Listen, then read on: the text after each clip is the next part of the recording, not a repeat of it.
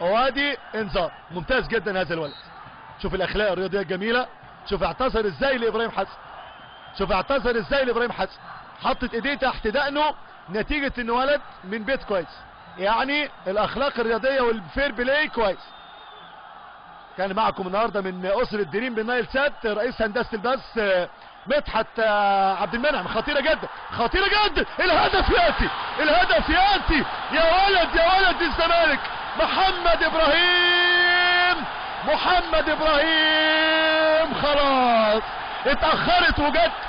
طلبتها ونلتها. طلبها ونالها الحاج حسام. طلبها ونالها الجمهور الزملكاوي الكبير. محمد ابراهيم ابراهيم هو من صنع الفارق والفوارق بهدف جميل.